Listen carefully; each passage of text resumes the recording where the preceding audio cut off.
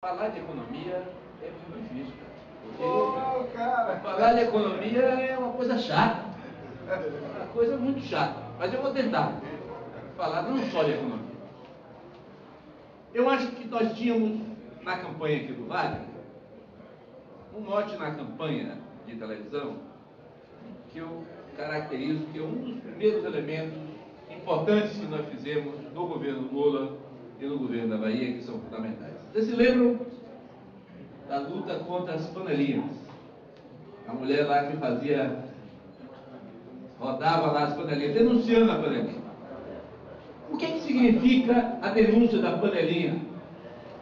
Significa a democratização do acesso ao Estado brasileiro. Significa dizer que qualquer pessoa tem direito a ir ao Estado. E a grande contribuição que nós fizemos na transição nacional e na transição daqui foi abrir o acesso do Estado brasileiro ao povo.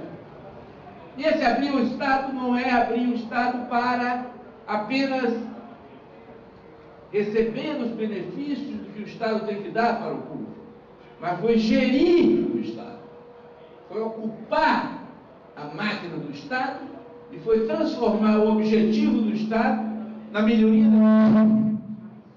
das condições de vida das pessoas. Então, as grandes mudanças não foram na economia inicialmente, mas foram na democracia.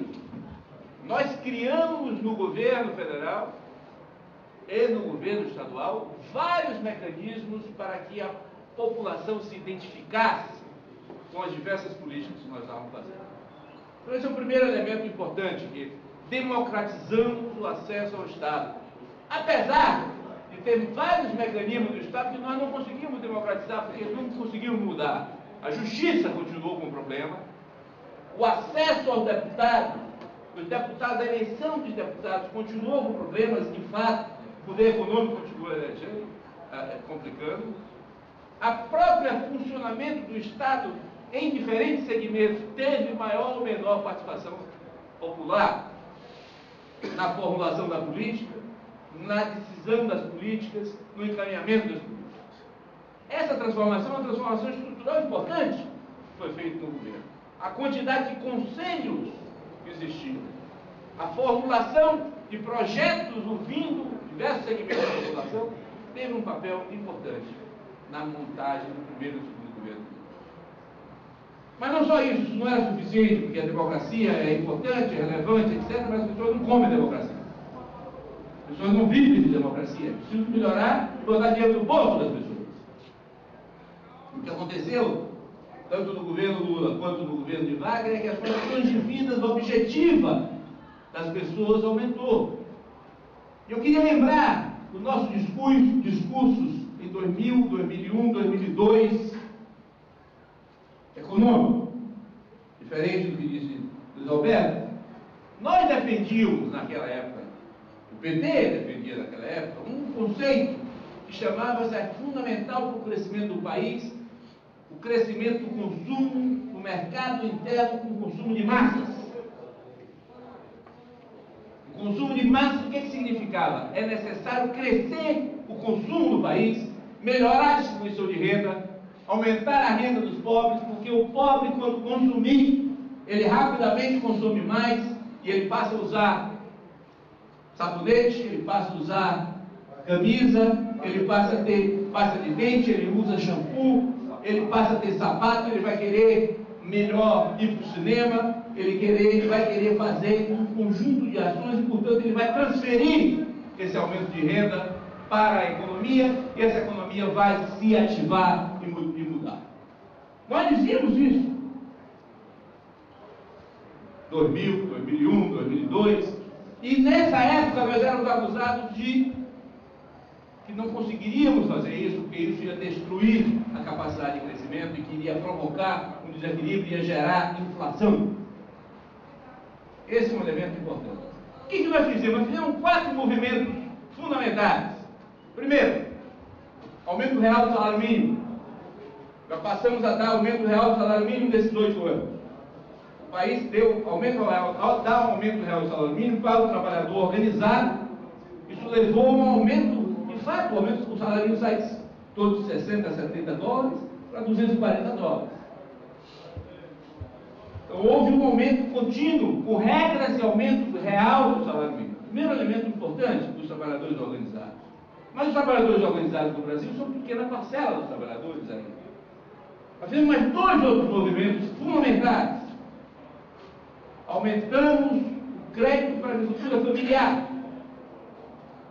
Aumentamos a transferência efetiva para chegar na ponta da agricultura familiar, quintuplicando o volume que chegava na ponta da agricultura familiar.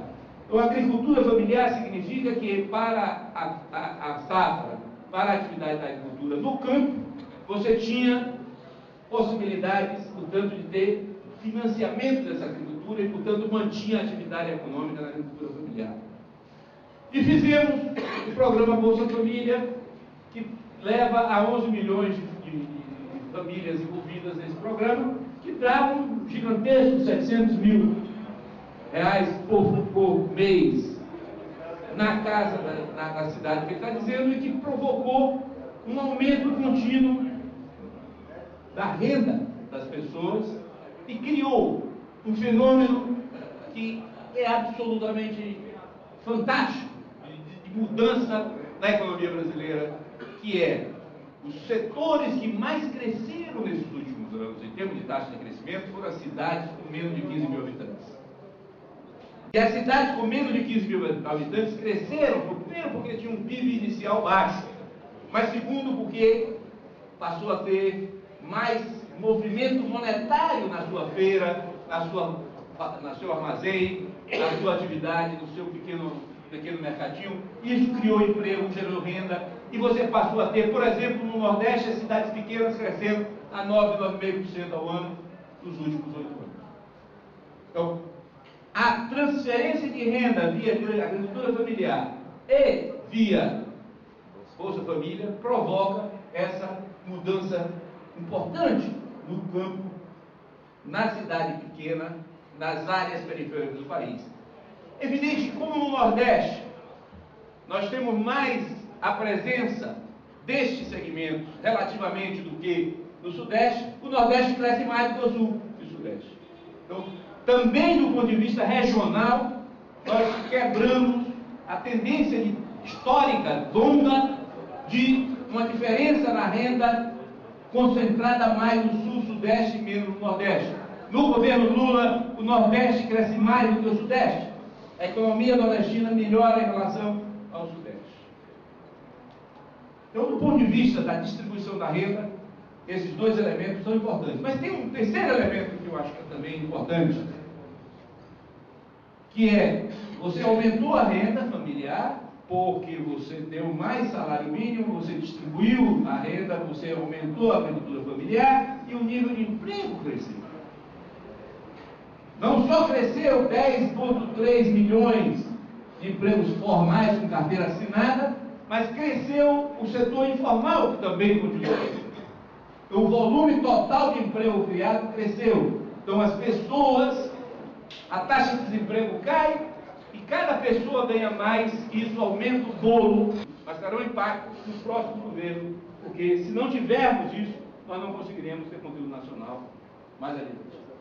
Então, do ponto de vista geral, eu acho que economicamente nós tivemos mudanças muito grandes nesses 8 anos. Podemos aprofundar essas mudanças, e essas mudanças foram na direção de melhoria da distribuição de renda, que é o que nós sempre fizemos. Nós sempre quisemos fazer redistribuir a riqueza, a renda e o poder desse país. E essa foi a história da esquerda brasileira, foi a história do PT, foi a história dos partidos de esquerda brasileiros, do movimento social brasileiro. E nós demonstramos que nesses 8 anos, mesmo na institucionalidade, mesmo sem que tomássemos o Palácio de Inverno, mesmo sem fazer a revolução sonhada por alguns de nós fizemos movimentos e transformações que podem ser consideradas revolucionárias em certo sentido. A propriedade privada nós não acabamos, mas aumentamos o papel do Estado. A distribuição da pobreza absoluta não foi totalmente eliminada, mas foi quase eliminada. A desigualdade não acabou, mas melhorou. A capacidade do país crescer com distribuição de renda se tornou mais viável.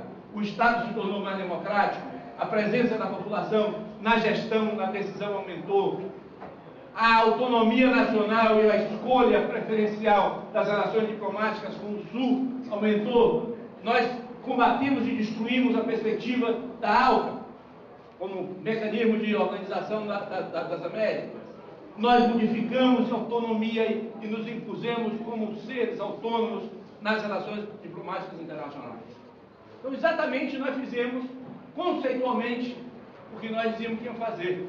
Portanto, 8 anos de governo, nós vamos entregar 8 anos completos de metas alcançadas, não todas os que queríamos, mas com grandes transformações, e que eu acho que o governo Dilma vai fazer mais transformações ainda nessa direção.